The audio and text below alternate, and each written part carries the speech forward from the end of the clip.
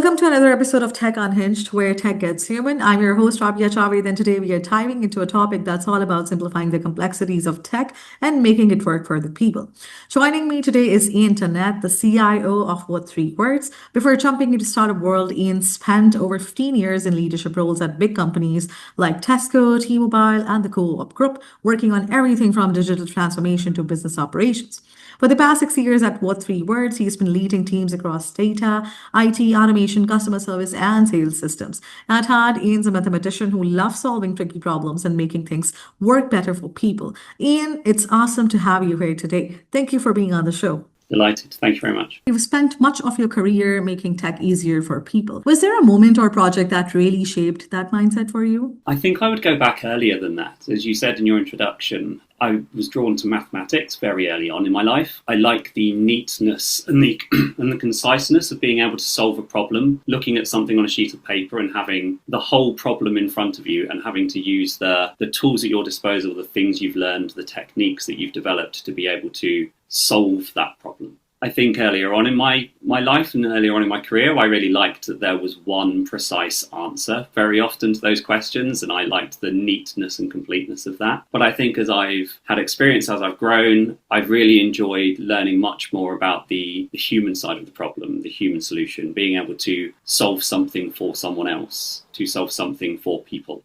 to help them understand the solution or the patterns or the answer or the value within something and seeing them get benefit from it or their eyes light up as they do that. My first job after university, I worked as an analyst, but in a HR department. And looking at recruitment statistics, looking at performance of individuals, looking at things like sickness rates and attrition rates for people joining and leaving the business. It was the very, very, very early days of online job boards and people applying for jobs through the internet and looking at all of the numbers and statistics around that, which was very interesting. But a big part of my job there was to find the best ways to communicate what the analytics team I was working in was seeing in the data to executives and directors within the people department. And typically a lot of those people weren't as data literate, as comfortable with numbers or deep analysis or large data sets as the analytics team. And finding the right strategies, the right ways of explaining what we were seeing in those numbers, making those numbers talk to those people and to see the opportunities. And it was actually really exciting to have to find a way to translate coming straight from university with very hard analytical academic approaches to talking about numbers and being very familiar with talking to everybody else who understood numbers the same way as I did and to the same level of academia, to going to business place where actually I had to learn the language again and learn to talk to people from all sorts of different disciplines, which was a really interesting challenge for me. But when you got it right and you saw the aha moment drop in other people's eyes, then wanting to work more closely with you or come back to you the next time they had a problem to solve, that was the thing that kind of really energized me in the business. No, I think that's a great answer. So, you've worked in executive roles and then now you're in a leadership role yourself. Ian, how do you, pick digital tools and how do you balance business goals with how people actually like to work on a day-to-day? I'd say it's hard. It's really hard. There is such a proliferation of tools out there. And as soon as you start searching for one, the algorithms of the world will pick up on you and send you many, many, many others to look at and to be aware of. I think what's important for me in picking a tool is to find one you can experiment with quickly, where there's very little barrier to seeing what it's really like, getting your hands on it, being able to play with it, seeing what it can do, seeing what it can't do, seeing how closely it fits with what you think you need or what you think your business's needs are going to be over time. I think it's really important for companies, ideally, that you're working with to have similar ideas to your own. So we've made some mistakes in the past when picking a partner and then growing quite fast, but the partner we picked wasn't growing at the same speed as us and they weren't able to keep up with our demand. And we really learned to understand when particularly working with newer businesses, are you going to be able to scale up? Have you got the appetite for fast growth? Have you got the resources for fast growth? Because if this thing goes big quickly, we need you to come on the journey with us. Definitely keep your eyes open. It's really easy once you've picked a tool to focus on getting really good at that tool and your team getting really good at that tool, and you become a little bit blinded to what else is new, what else is out there in the market, what other people are doing. Staying on those newsletters, staying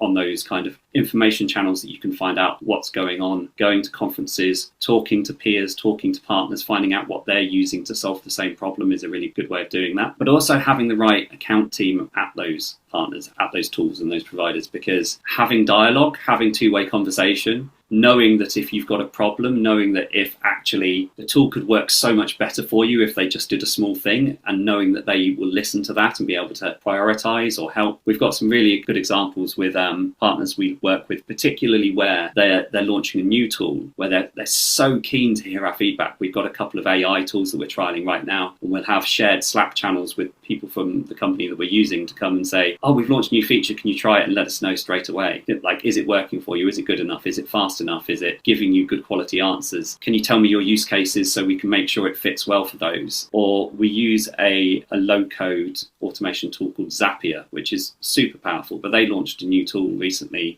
called Tables, where you can actually, instead of having a spreadsheet or a Google Sheet that it talks to, you can talk directly to a table on their cloud platform. And that's fantastic. And we've had all sorts of, like, the latency on it is really down, so it helps us a lot. The person who was actually the product owner for it, when they saw that we were using it, sent me an email and said, is it working for you? I'd love to spend time with you and see how you're using it and what you might want to use it for. It's those types of things that you really value, because the human part of the technology is really important in building that trust and that relationship and going on that journey together. Yeah, no, that makes a lot of sense. It's sort of one thing to familiarize yourself with a particular tool and then getting comfortable with it. But then given that, how tech is everywhere, what it comes down to is usually that how is it turning into, real business results for people, usually at the top, because that's what they are looking at. And most of the times people would sort of take more time into, experimenting a tool and then being able to tell about the kind of results that they can get out of it. So can you sort of share a time when, a better data or a smarter technology directly changed that business outcome or affected a business outcome? One of the things I say is when people come to my team and ask us to help on something, is it's great if they've been trying to do it themselves for a little while. It's great if they've got their hands right in the process and they understand what's good about it and what's not good about it. So when we then try to come and help design a process that can change it for them or can implement something which is going to make their lives easier, that they can tell us whether they think it's going to work or not going to work. A good example would be, so when new people sign up to use What 3 Words products, we try to understand who the best person from our business is that should be talking to that business that signed up. And we try to base that on things like the language we think they speak, the country we think they're in, the kind of industry that we think that company works in, the size of the company, and what type of use case they might have for our product. So we try to figure all of that stuff out, and then we have like a way of, say, going down a table and saying, oh, who's the right person to flag on our internal messaging system? This business has signed up, we think you should take it. And that process used to be a person's job, where every time a new API key or somebody filled in a form on our website or somebody created an account and indicated they were a business, that would come onto a Slack channel and it'd be somebody's job to read it, go and research online about who that company was, find out what they could, go and look across the teams we had in the business and said, right, that person needs to take it because we need somebody German speaking, or this person is working on car companies, or this person is working on courier companies or with local government. And that was quite laborious and quite hard work. And as the business grew, that became almost a full-time job. And so we've been able to design using matrices, using automation, using tools like Zapier, a way of establishing a matrix which the sales teams can control for themselves, but that which will automatically get the information we need and make the right choices and then notify somebody that they have that new lead or that new API key. Or if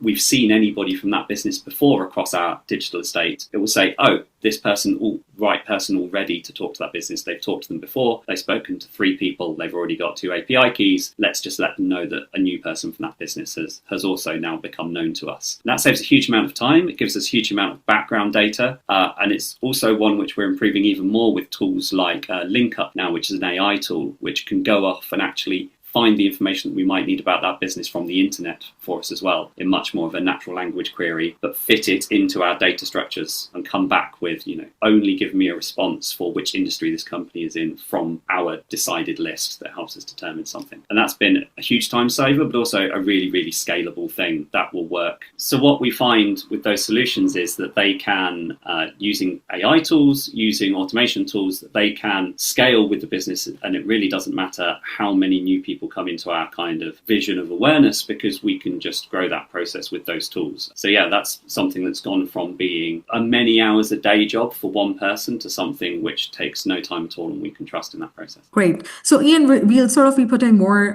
light on, the kind of work at What Three Words you guys have been doing. And, while going through and researching up a bit on it, I figured that it has been used in cars and deliveries, but, it has also been sort of used in critical areas like emergency response. So, for our listeners, how do you see AI making location tools even more life-saving and accessible in the future? A really good example very recently that we're seeing, where due to open APIs, due to MCPs with AI tools being openly accessible and being able to communicate with one another, is that we're able to join What Three Words up with other services. We had a really good example recently where a lady fell in the woods and her Apple Watch detected her fall, and that then alerted the emergency services, and they were able to combine that with using What Three Words to get the emergency services directly to that lady. But yeah, I think we will see things combine in ways that we can't predict yet. I think when we have seminal moments and technology shifts, everybody assumes it's going to make the thing we already do better. Whereas actually what we see with like mobile data, with everything becoming digital, like you don't end up with the existing companies today, but with a website from before the internet. You end up with different types of companies, different types of services. Nobody would have predicted Airbnb. Nobody would have predicted Uber as a result of us having data on our phones or having access to this type of collaboration. We're not sure, but there are definitely areas where we think that location and AI will become very clever. Things like driverless cars. So if you're in your Uber and you want to say to your Uber driver, I'm sorry, the address that you've got for the pin on the map isn't quite right. Can you drop me another 100 meters? Like, you can say that to your driver. You can't say that if you no longer have a driver in your taxi because your taxi is driving itself. That's a really interesting thing with like Waymo. Or when parcels are no longer delivered by people in vans and they're being delivered by drones, how do you ensure a very, very accurate address for something like that? If you're hanging a box outside your window on your apartment block on the 7th floor and that drone needs to just drop it in, how do you tell it precisely where it is? But more simple examples for just like customers and people just wanting to have better experiences with their own addresses.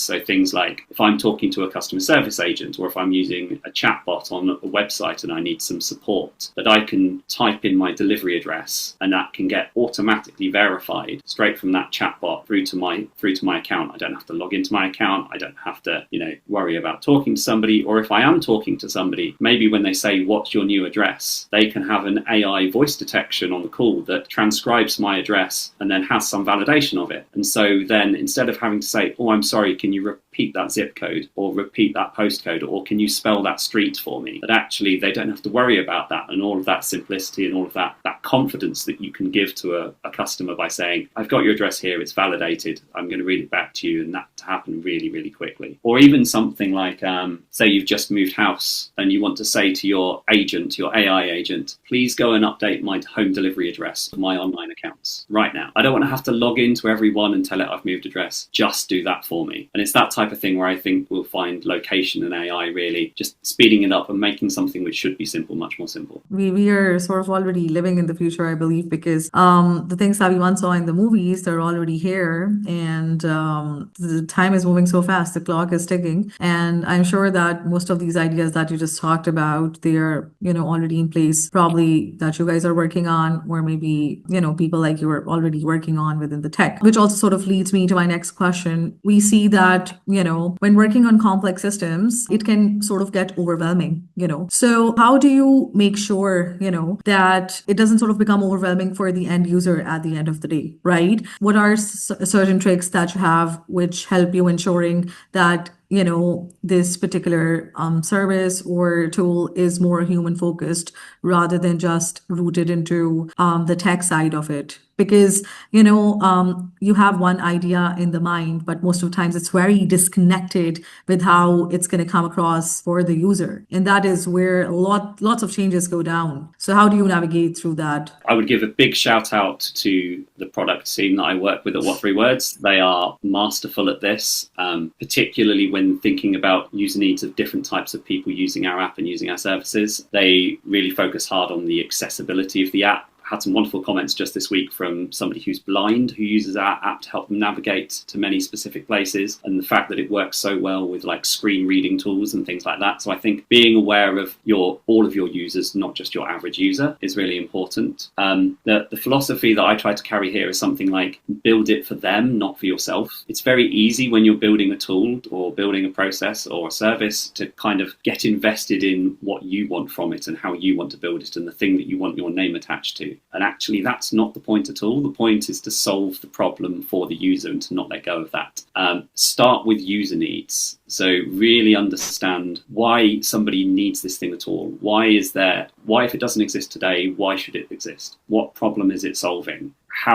What need is currently being underserved that could be met with digital tools or digital technologies? I would say don't fall into the trap of saying, oh, we've seen a problem like this before, so the solution is probably similar to how we solved it before. Where you can, where you've got time, where you've got the resources to do so, try and start again. There may be things particularly about this problem that means it needs to be solved differently, or there may just now be better solutions out there since you built it last, and trying to use new methods, better methods. We had a bit of a clean out in my team because our kind of automation suites were getting very, very cluttered, and things that we didn't really use or things that were only used a little bit were still in there. And the advice I gave to the team was be brutal. Delete first, or delete more than you would think, or don't do this sensitively, because actually if somebody comes to us and said, oh, you deleted that thing and actually I still need it, we would probably build it again better than we built it 2 years ago or 3 years ago or 4 years ago. And I think remembering to kind of like keep your solutions modern, keep them up to date can be really important. But also partner with your customers, partner with your users, involve them right throughout the process.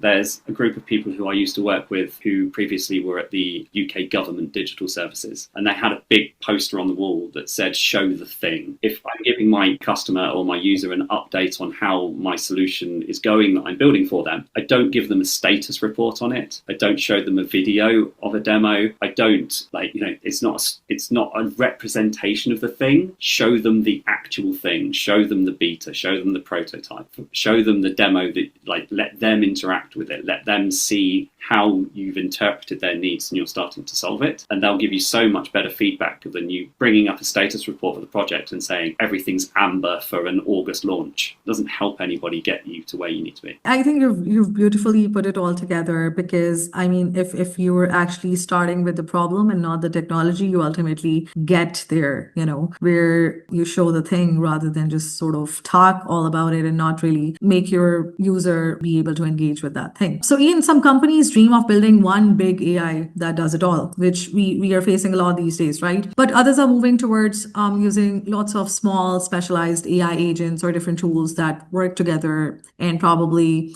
focused on one or other task. Have you seen this sort of many agents approach in action under yourself or at companies who are working in parallel? And if yes, then how would you sort of compare it when it comes to speed and flexibility? Yeah, I think it's something like many organizations that we're way more on the experimentation end of rather than implementation right now. I went to the Salesforce World Tour conference, which was rebadged as Agentforce this year, where they're heavily leaning into the agents within inside sales platforms. And for companies that use Salesforce in a very, very large way and use all of their different products and services, I can imagine that having those agents joined up within one platform and able to talk to each other and access the same data could be hugely powerful. We're at more of an experimentation stage, and we're seeing really good kind of test results in terms of what might be possible in this arena, but nothing that I would strongly commit to as saying I think will work tomorrow or in a week's time. I think that the problem is edge cases. The problem is about, I think, the specificity of individual companies' needs, and trying to build an agent that works by referencing existing data or kind of best practice data. You have to tune it very well to your individual business's needs to get it to work in all cases. Agent to agent to agent can be great, but yeah, I think probably also knowing where this question is too hard to answer, or I'm not sure enough about this answer,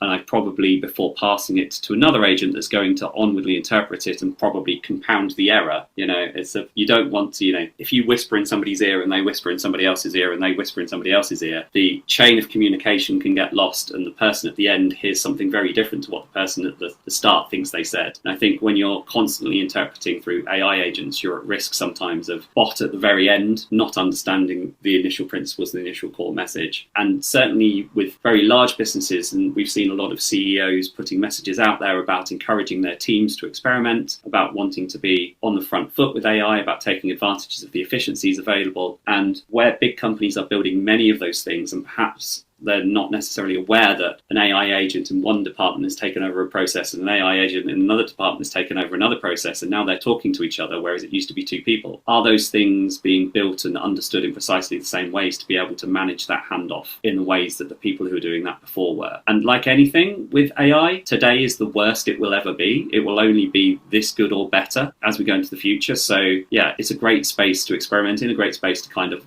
watch what's happening and what's developing and to take advantage of that. But yeah, I think there are a few things that I'm cautious of right now. Yeah, and since we are at that point or stage where we are seeing that AI can automate a lot or have automated many things at this point, where do you draw the line, Ian, for that?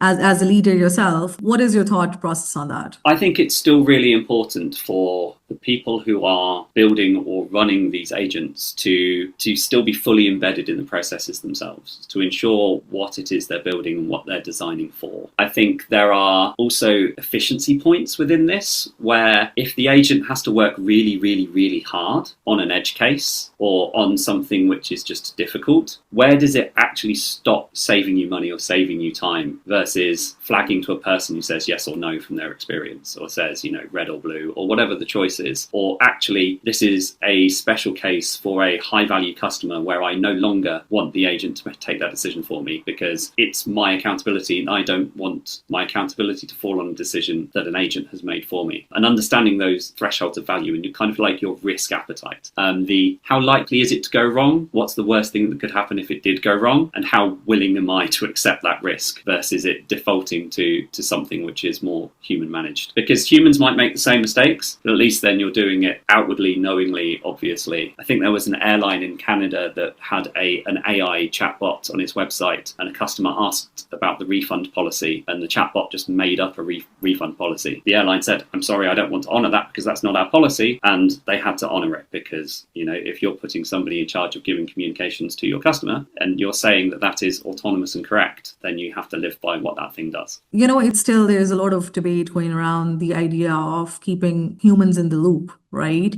And there has been fear, which is ongoing, that there might not be a human in the loop ultimately, because with every passing day, AI is becoming more smarter. It is now even using words that could sort of be on an empathetic level with you, would be trying to buckle you up in saying things which you're not asking, but then there be things, that it would just be saying. With every new version of ChatGPT, there are new evolvements that you could see. And how people rely more on AI chatbot therapists than the real therapist in person. You might have heard, the news. What do you think about that? Or have you yourself used ChatGPT in a way where you would just give more credits to AI in comparison to a human being? Different AI tools are good and intentionally good at different things. We see like the measures and scorecards when new models are released, and we see that they score higher and lower for different things. I think ensuring as a user that if you have a particularly demanding use case or kind of requirement of an AI tool, that you ensure that it is a good tool for that type of query. But I also think that in terms of keeping the human in the loop, as I said earlier, there are lots of individual company peculiars that you can train an AI agent for, but that it's not going to know straight away. It's not going to learn or have a good answer from its training data because the internal workings of your business isn't going to be inside its training data. And so particularly as we start to implement these things for the first time, making sure it is kind of like a shared learning, that we're learning how the agent is trying to work, but we find the right ways to constantly input from ourselves and to refine and to iterate. Yeah, and also having those thresholds, having those limits where if the impact is bigger than this, then ask me first, or if it's bigger than this, then send to a person before proceeding. And provided there might be time considerations. One of the great things about agents is they can be up all hours of the day and night. You can be a 24/7 kind of global service operation because bot will always be on and be able to work for you. But sometimes the advantage of speed isn't worth the risk. Yeah. So, Ian, having been worked at different companies and then now being in a startup, how did your perspective shift or change? Some of the big changes for me were around comfort level. I've spoken about it already, but comfort levels with risk, comfort levels with speed, and comfort levels with taking decisions with not enough information and personal accountability. So before I started working in startups, I was very used to having to go through a chain of approval before I could do something, even if I was reasonably sure. And that was great for reassurance and great for certainty, but meant that things moved slowly. And sometimes the opportunity that you wanted to seek had gone by the time that you could get yes. It's like, I really want to do this thing straight away. It's like, great, well, can you fill in these 30 slides of PowerPoint and we'll get you a spot on the agenda for 3 weeks on Thursday. And then they might have some more questions. So you might have to come back the following week. And it's like, ideally, no, because we're not going to get the thing done, or we're going to lose the momentum with the opportunity that we're seeing from the data that we've got. Whereas coming into a startup, it's the other way around. I remember very early on, I was looking after some of our B2B advertising at What Three Words, and a campaign that we were doing was performing particularly well, and I wanted to put some more money into it. And I sat about 2 desks away from the CEO and I said, so what's the process for me asking for more money for this more budget to get into this campaign, because I think it's working really well? And he said, how much more do you want? And I told him the number and he said, great, go for it. It took me a few moments to realize that that was the approval process and that was okay, and I could now go and type in a new number for our budget and it would just be all right, that there wasn't some kind of purchase order, there wasn't some kind of procurement process or exchange of contracts or emails or things I received from an SAP system that told me it was then okay to spend that money. But also, I think, saying what's the worst thing that can happen and saying, I'm more comfortable with that thing happening and knowing that you can correct it. Having much more human relationships with the people you work with and then being understanding of mistakes or new learnings or errors. If I have a process which is pushing out a number which is telling us about how something performed yesterday, and actually I build it really quickly because we want it really fast because it's urgent, and the next day it pushes out a number and it's wrong, I can put a message out and go, sorry, that number's wrong, we'll send you the real number in an hour, rather than in traditional corporate days where I might send out, that would have been an email to 300 people, and then you have to, reply all. That looks a bit strange for the figure we're expecting, and it just spirals into a thing that's not great at all. So I think the single point of accountability is great. It's a double-edged sword because instead of having that backup, it's on your shoulders. But if you thrive in that environment where you can really get things done because you know you can make the decisions yourself, then it allows you to be much more agile and to move much faster, which is obviously something that we see in a lot of startups. Yeah, I think startups have this tendency to put you a bit out of your comfort zone, and because they run at a rather faster pace. So, on a day-to-day, there's something, and then there's more room. There's a lot of individual growth, But then in the corporates, you rather stay within the comfort zones because everything sort of comes easy, or at times not easy, but then there is a process built up for everything. But in startups, you're rather building the process yourself, Another thing that I really, really enjoyed about startups, I mean, even in my corporate life, the thing that frustrated me the most was when I was being asked to make a change or to build some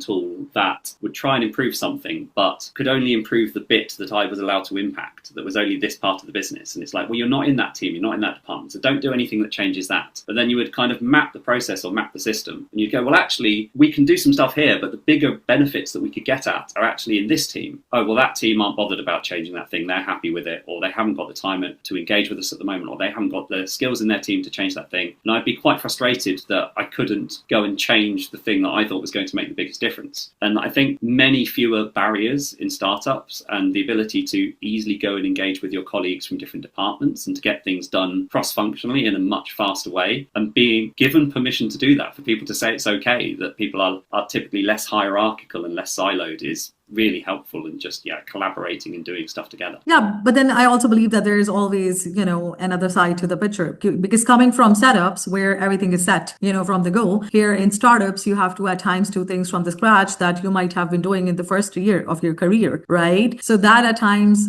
gets frustrating because now you're building the process. So how did you navigate through that in your time? Remember what you're there to do. Remember that actually startups so often are created to solve solve a big problem, to say this thing isn't done well enough. We're going to be a successful startup. If we're going to be one of those companies with a massive growth trajectory, then we need to solve this problem really well for customers. And actually, that's what we're here to enable every day. And my job title or how big my team is or how big my budget is does not take away from what needs to be done such that that thing can happen, that problem can be solved. And if today that means carrying the water up the stairs for the water filter because it's been delivered to the wrong floor, or if that means, diving in and fixing a simple piece of code because the only other person who does that is on holiday, and normally in a bigger company you might have a team of many people with the same skills and awareness to be able to do that. Or if that's, sitting with somebody who's new in the business and taking them through slowly and inducting them into what's going on and how things are going and what you're trying to do. And I think all of that is actually really important. It keeps you grounded. It can keep you kind of humble and remind you what you're there to achieve every day. And I think, again, in terms of people's willingness to work together and to collaborate and just kind of muck in and just get it all done together, that can be really helpful, because then when a different problem comes up, it's much more about who are the people we have, what are the skills they have, how can we deploy those skills, rather than which roles have we got in which teams, which just become too fixed in your ways of thinking about how you quickly do something to solve the problem or to meet an opportunity. I get it. Reminds me of a lot of things which are applied there, because sometimes the line is straight, but they would just make it zigzaggy for no reason and hence make it more frustrating. So, you're just stuck in the process. But then,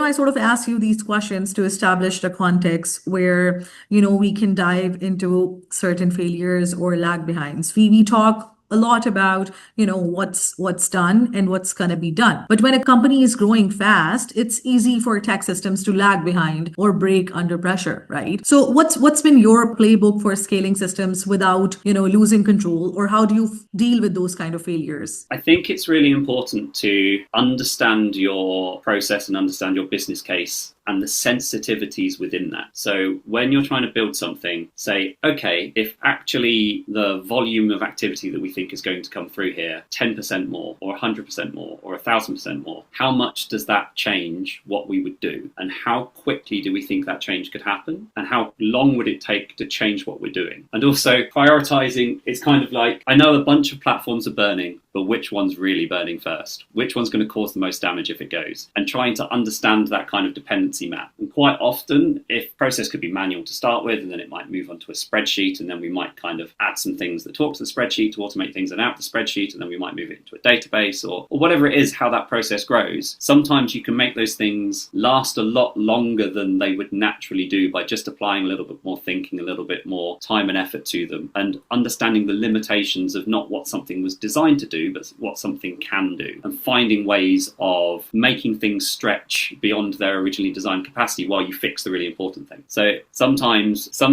starting out as a manual process is actually the best way, because you learn what really matters about it, and finding ways of, when you turn something new on, doing it slowly and then start small and iterate fast is kind of the mantra that you would go for. But also partnering with other people within the business. So what is our cutover point? If it gets bigger than this and we can see something going past this line, at what point can't we do it the way we're doing it today? And being eyes open, set up the monitoring, set up the reporting that means that you're really aware of when that line's coming up and how fast it's coming up, so that if I really need to hand this thing over to a much bigger technical partner, do I need to have a third party that can do this because our internal skills aren't good enough? Do I need to work with our tech teams and our data teams to spin up a database or whatever it is? Being eyes open about that from the start. So rather than reacting or somebody else telling you something's getting slow or something's getting problematic, just have something that checks every day, every 2 days, once a week, depending on the growth rate, and just gives you a number and says, you're currently 80% of the way to the number that you think is the problem. And, it's changed by 5% over the last week. So if it keeps growing at this rate, you're going to be in trouble in a month, so you better go and talk to somebody, versus you're at 80%, but actually you've been at 80% for the last 6 months, so it doesn't look like it's growing that fast, you're okay. Don't always just look at where it is, but look at the rate of change as well. Ian, you're very active on your LinkedIn as well. So you recently shared a post about your team building and, knocking down wooden block bridges at work, and the collaboration with the Lego. So how important do you think moments of play and creativity are for building strong connected teams, especially in fast moving technology environments? relationships are so important in terms of having an understanding of people that you work with, who they are, what's important to them, both inside of work, outside of work, what's going on in their lives. Whenever you need to talk to them, whenever you need to communicate with them, being sensitive, being aware, being kind of just being correct in the way that you phrase things, you can really get so much more from those relationships if you believe that you can. Don't pay lip surface to it. Don't do it skin deep, because if you do it as a tick in a box exercise, people are smart. They know you're doing it as a tick in the box exercise. And so then when you go and engage with them when you do really need something, they won't feel like you've invested in them when you need something from them. And I think building up that, I think I've read something in the past calling it relationship capital, but kind of building up that kind of all of the time that you've been great and engaging and thoughtful and really deliberate with the way that you've engaged with somebody. Then when you send them a message that says, we've got to do this now, they know that something is important and they will help you and engage with you. If you say, we need to do this now, or just do the short version of the message all the time, it's kind of like the boy who cried wolf. They don't really know when it's really important and when it's super important versus when you're just being somebody who always asks for something in a short, kind of concise way. Yeah, we've talked about work-life balance before at What Three Words, and how, like, particularly since COVID, people's return to work, people's kind of hybrid work style, people's lives and everything that's outside of what we would traditionally consider their work life is crossing over with their home life. And I think finding a way of getting your job done just through the week rather than segmenting, this is my hours in the office, this is my hours not in the office. And that's great, and that works for some people, but for a lot of people, being allowed to be flexible in how and where and when they get their work done, which can work really well for digital and kind of companies that are based in many countries, can be way more powerful. And respecting that, being aware of that, understanding what works for people feel valued and feel trusted and feel invested in, they will pay you back for that. I think that, it kind of pays dividends over the long term. So Ian, when we look ahead, what upcoming trends in technology are you sort of most excited about, especially ones that will help, businesses cut down certain complexity and make life more easier for the users, for us? Yeah, I think certainly from smaller technology businesses is just given the scaling opportunities through AI tools, is that you'll be able to compete as though you are a much, much bigger company. You don't have to scale internal resource and people with the amount that you're trying to do, the amount you're trying to process. We're seeing with a bunch of AI startups now, these are 10, 20 person companies, and that they're able to move fast and do things very, very quickly because of the tools that they have available to them. So I think that's super exciting. I think for What Three Words, the industries we work in, I think the partnership of the mobile phone and the car is really interesting. So very, very few people get into their car now and use their car's satellite navigation system. They will use their phone plugged into their car, or they will talk to their phone to unlock their car, or ask their phone, where did I park my car? And I think again, with deliveries and couriers systems, all of our couriers now have a handheld device, but the parcels are still physical and the delivery vehicles are still physical, but the digital technologies that join those up and the ways in which we're seeing those kind of make everything more efficient. Not just, we did an experiment with DPD and Mercedes-Benz in Germany a few years ago, where we were looking at the time that could be saved by using What Three Words addresses for deliveries as opposed to typical traditional street addresses. And the time that was saved was really strong. I think it was more than 15% in a day. But also what the leadership of that business were saying to us was, this allows us to invest back in drivers. This allows us to say to our driver, you're going to genuinely have a lunch break today, and actually, because the deliveries we give you are going to go fine and we're not going to give you too many, and you're going to be able to be efficient for us and profitable for us in terms of the number of packages you can get delivered today, but you're not going to leave next month because you hate your job because you're too busy all of the time. And actually having experienced drivers that know their routes, know their deliveries, look after the packages, and aren't kind of constantly churning out business, having to hire and train new people, is another huge benefit to large companies where those margins on deliveries are so razor thin. And so, finding the right ways to kind of embrace that technology to give value back to people rather than just value to large businesses, I think could be really exciting. that. Yeah, no, I think that that's one of the majorly important points today in the fast-moving tech world that we're living in. So, moving towards the end of our conversation, and now with one of my most favorite questions that I love asking my guests. So, Ian, looking back, what's one hard lesson you've learned when leading big tech or business changes that others could learn from? I think one of the hardest things for me is becoming a more senior leader in businesses is you don't have to be an expert in the thing your team is doing for you to be able to help them and to lead them.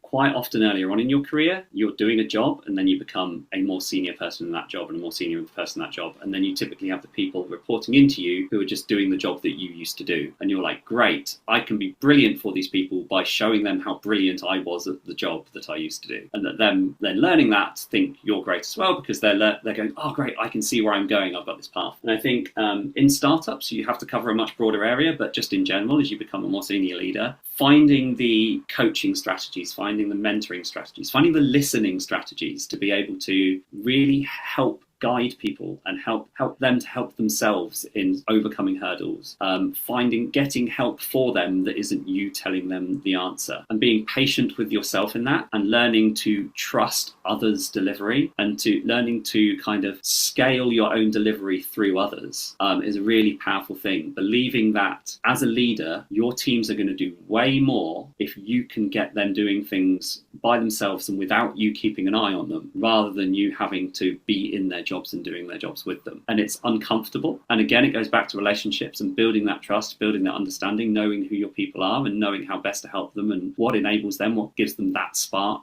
Like for me, like that problem solving thing, what's the work that they need to be doing? What's the topics they need to be working on that's really going to bring their enthusiasm right up and give them that drive to deliver? And how do I get out of their way so they can get it done? All of the words made a lot of sense, and that is sort of a great advice for our listeners as well, and especially the people who are sort of navigating their way in startups and at leadership positions. Well, Ian, thank you so much for bringing such a down to earth and thoughtful perspective on making tech work for people. Thank you so much for having me.